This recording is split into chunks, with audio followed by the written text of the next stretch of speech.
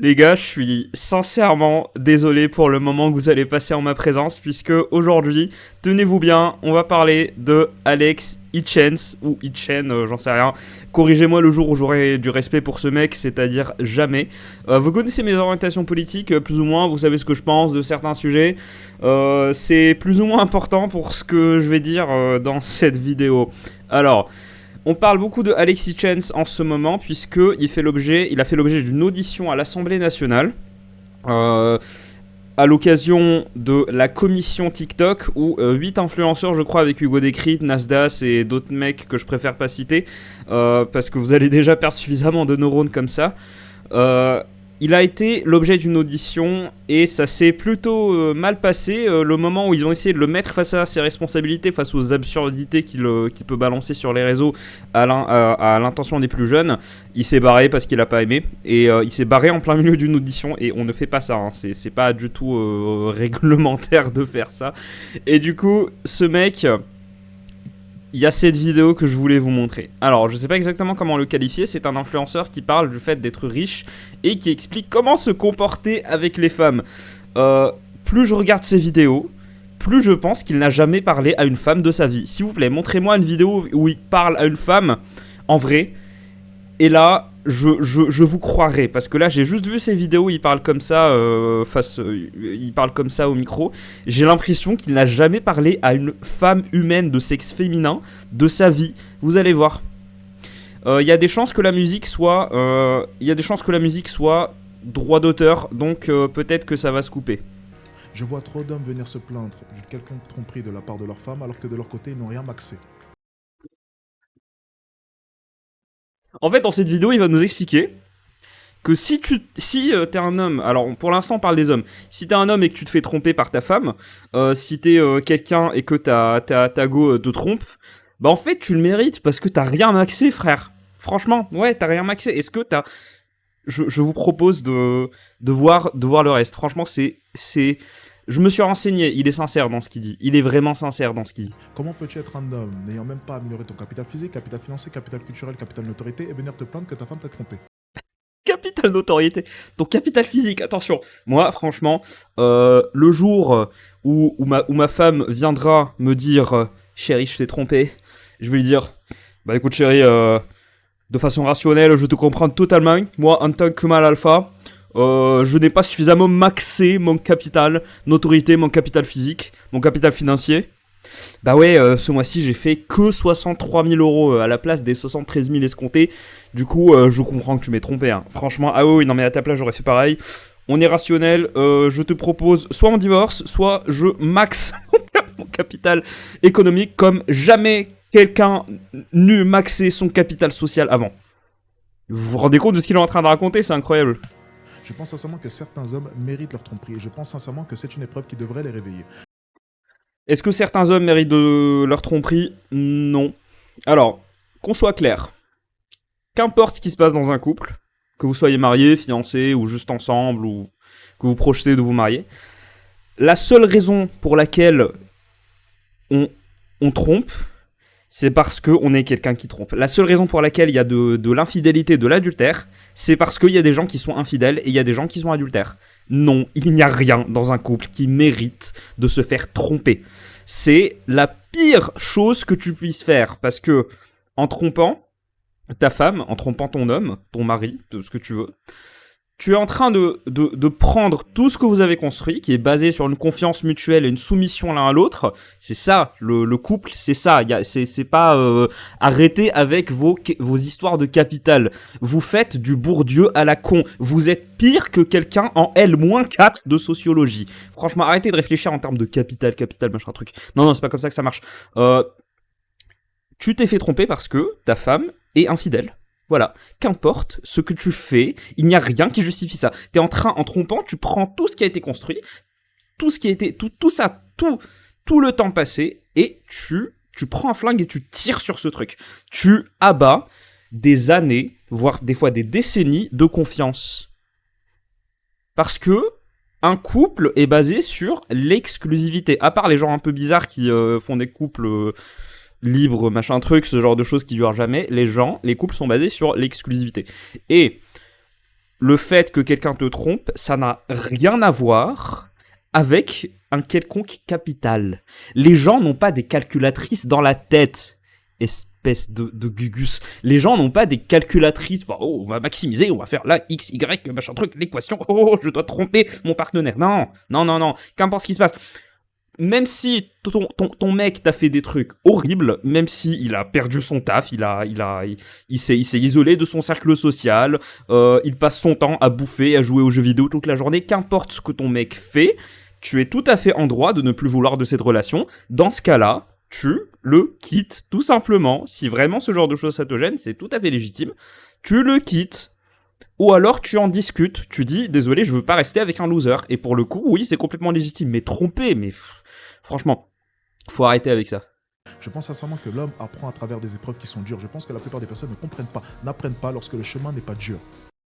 Il y a des gens qui n'apprennent pas lorsque le chemin n'est pas dur, c'est vrai. Sauf que là, en fait, dans toute cette partie de cette vidéo, de cette vidéo exécrable, en fait, il dit des trucs qui sont un petit peu d'un langage, vous savez, tout ce qui est développement personnel, machin truc, c'est des trucs qui peuvent s'appliquer à tout. Alors oui, il y a des gens qui ont besoin qu'il se passe des trucs limite traumatisants dans leur vie, parce que ce sont des leçons de vie, ça leur apprend. Bah quand on dit ça t'apprendra, bah voilà, le fameux dicton, le dicton par excellence le plus mal utilisé, ce qui ne te tue pas te rend plus fort.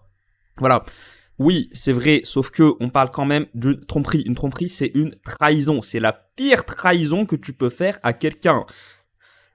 Quand tu trompes quelqu'un, t'es pas en train de lui dire « je te rejette ». Non, ça n'a rien à voir avec le fait de rejeter. Enlevez-vous ça de la tête. Le fait de tromper quelqu'un, ça n'a rien à voir avec le fait de ne plus vouloir de cette personne, de rejeter cette personne.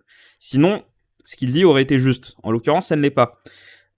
Les gens qui trompent, en général, sous le coup de la culpabilité, généralement, ils essaient pas de se barrer dans les médias. Ils supplient la personne qu'ils ont trompée de leur pardonner.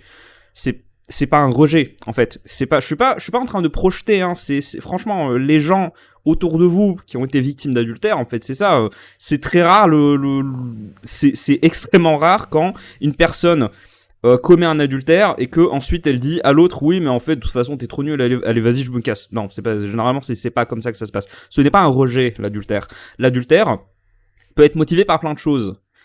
Ça peut être motivé par le fait de ressentir un vide, par exemple au niveau émotionnel, au niveau affectif, et d'aller chercher ailleurs. Dans ce cas-là, la faute n'est pas à celui qui a provoqué ce vide. La faute est à celui qui va chercher ailleurs. Parce que quand on a un vide affectif, quand on a un manque dans un couple, où on se dit qu'on peut aller voir ailleurs, bah il faut en discuter avec la personne. Il faut trouver des solutions en couple. Et si t'es pas capable de le faire en couple, ne te marie surtout pas, parce que tu seras pas capable de trouver des solutions une fois marié si t'es pas capable de les trouver avant de te marier. Voilà.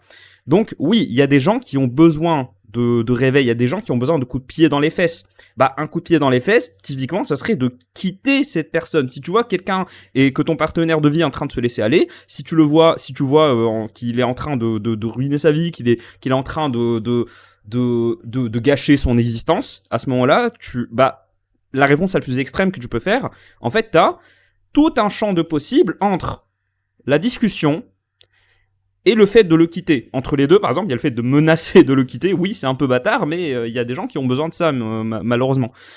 Le fait de tromper ne rentre pas dans ce spectre, pardon.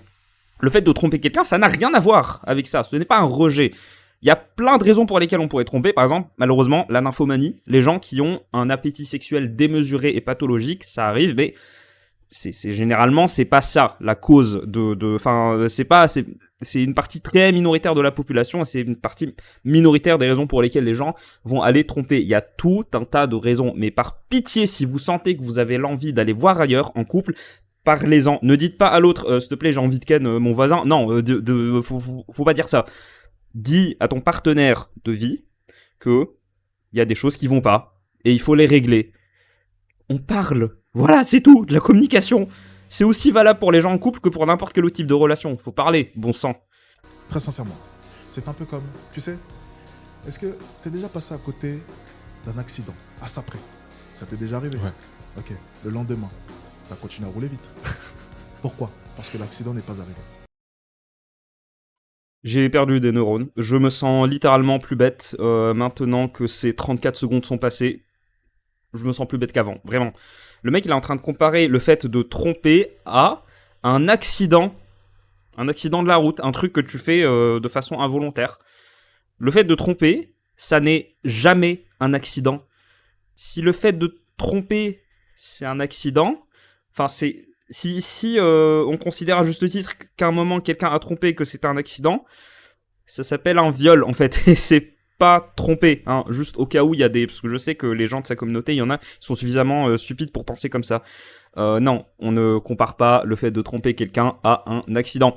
Euh, il y a de l'adultère parce qu'il y a des gens qui sont adultères. Il y a de l'adultère parce qu'il y a des gens qui ont malheureusement pas suffisamment de considération envers toi pour garder ta fidélité. Et là, pour le coup, si je peux vous donner un conseil, franchement, bah, parlez. Tout simplement, parlez. Parlez, tout simplement. Les personnes qui sont adultères, généralement, enfin, j'ai vu ça autour de moi, les personnes qui sont adultères sont des personnes généralement qui ne veulent pas se remettre, qui ne se remettront pas en question. L'adultère, c'est autre chose. C'est pas, faut pas lier le fait d'aller voir ailleurs avec des problèmes que tu peux avoir dans ton couple. Ça, c'est typiquement le genre de logique de tous ces gourous du développement personnel, de tout ce qui est tiens, vas-y, je vais te vendre une formation comme ça pour en fait pour devenir riche, il faut réfléchir de cette façon-là. Et en fait, les femmes, machin truc, oui, parce qu'il a des trucs à dire sur les femmes, franchement. C'est pour ça que je pense qu'il a jamais parlé à une femme de sa vie. Je suis sûr qu'il a déjà parlé à une femme, c'est une façon de parler, c'est une façon de parler, qu'il a jamais parlé à une femme de sa vie. Mais je pense qu'il n'a jamais parlé à une femme en considérant que c'est un humain et pas une calculatrice. Parce qu'il y a vraiment des gens, franchement, sortez-vous cette idée de la tête. Le fait que pour trouver une femme, il faut avoir un salaire à 8 chiffres, faut posséder 14 appartes, faut avoir 3 business qui marchent bien, qu'il faut être musclé, machin truc. Non, non, c'est faux, c'est faux. Oui, il y a des chances, il y a des choses qui aident à séduire. Mais franchement, une femme que tu arrives à séduire parce que t'as de la thune, est-ce que t'es sûr de vouloir passer le restant de tes jours avec cette femme? Franchement, pense-y.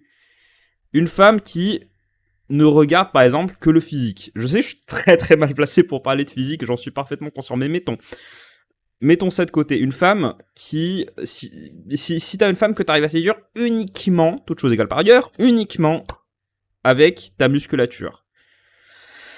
Est-ce que t'es sûr que ce genre de personne, tu veux que ça soit le genre de personne qui partage ta vie? Les gens ne se mettent avec des gens qui leur ressemblent, qui sont à peu près au même niveau, en termes physiques, en termes financiers, en termes social, ça aussi. Je sais qu'il y a plein d'études qui parlent de la tendance à l'hypergamie et tout, mais quand tu t'intéresses aux chiffres, quand tu vois les études, il est clair que les gens ont de l'attirance pour les personnes qui leur ressemblent. Même si on se met à parler de capital, t'as pas maxé ton capital, machin truc, franchement. Faut pas, ce genre de truc, en fait, ça légitime le fait de ne pas grandir. C'est le gros problème que j'ai avec Alex Hitchens ou Hitchens où j'en ai rien à carrer. C'est que quand tu es un humain, surtout quand t'es un homme, bah en fait t'as beaucoup de choses, beaucoup de raisonnements qui te viennent en tête. Des raisonnements qui facilitent ta vie parce que t'as moins à réfléchir une fois que tu réfléchis de ces façons-là. Je garde le sujet pour une autre vidéo, mais je tease un petit peu. Bah, il y a des façons de penser qui vont te porter préjudice. Des façons de penser qui sont très très très simplistes. Typiquement, les mecs comme lui là, ils pensent que les femmes sont vénales. En gros, si tu ne peux pas séduire une femme si tu n'as pas un salaire à 8 chiffres. Oui, je sais, j'exagère, je dis 8 chiffres volontairement, je sais. C'est très facile de penser comme ça. Parce que du coup, la réponse à la séduction, elle est très facile, voilà, tu t'enrichis. Voilà, tu te fais de la thune, tu augmentes ton salaire, tu cherches des promotions, voilà, tu vas réussir à séduire. Et bien sûr que la vie, c'est pas comme ça. Bien sûr que la vie, c'est pas comme ça. Mais si tu réfléchis comme ça, bah, tu as une lecture de la société qui devient tellement simpliste qu'en fait, tu deviens addict à ce genre de façon de penser. Et tu ne te remets jamais en question. Tu te dis, non, c'est comme ça que la vie, ça fonctionne. Non, mais de toute façon, l'amitié homme-femme, ça n'existe pas. Non, mais en fait, les femmes, faut les tenir en laisse. Voilà. C'est en partie pour ça qui s'est barré de son audition de l'Assemblée nationale parce qu'en fait on l'a accusé de se comporter en gamin. Franchement, c'est méga cringe. J'aime bien parler de ces mecs-là. J'aime vraiment bien parler de ces mecs-là parce que le problème, c'est que ce sont des gourous. Ils ont des audiences de mecs qui s'entretiennent les uns des autres avec ces idées-là. En fait, ils ont l'impression, c'est ce que cet cervelé d'Andrew Tate disait, c'est qu'en fait, si tu penses pas comme lui, t'es dans la matrice. Tu sais, Matrix, le film. Bah en fait, t'es dans la matrice. C'est qu'en fait, il faut que tu sortes de cette façon de penser comme les gens normaux, tu vois, ceux qui sont encore dans la matrice sont encore piégés. Tu sais, ceux qui n'ont pas encore pris la pilule rouge. Oh là, ça fait un moment que je vais regarder Matrix, hein, c'est un excellent film. Pour me souvenir, je crois que c'était la pilule rouge qui te permettait de sortir de la matrice. Voilà, ce genre de discours. Si tu suis quelqu'un qui tient ce genre de discours, bravo, tu es entré dans une secte. Ce sont des façons de penser sectaires. S'il pense pas comme toi, c'est pas tout simplement qu'il a un avis différent. C'est pas tout simplement qu'il a déjà parlé à une femme, contrairement à toi. Non, c'est pas ça. S'il pense comme ça veut dire qu'en fait, il est prisonnier. En fait, il ne peut pas penser par lui-même. Il y a que nous, les gens, les followers de ce mec-là, nous, on sait penser. On est des libres penseurs. Le jour où quelqu'un arrivera à me convaincre que le fait d'écouter des écervelés comme lui, là, ça s'appelle de la libre pensée, bah ça veut dire que moi aussi je serais entré dans une secte. Je crois que c'est tout. Salut.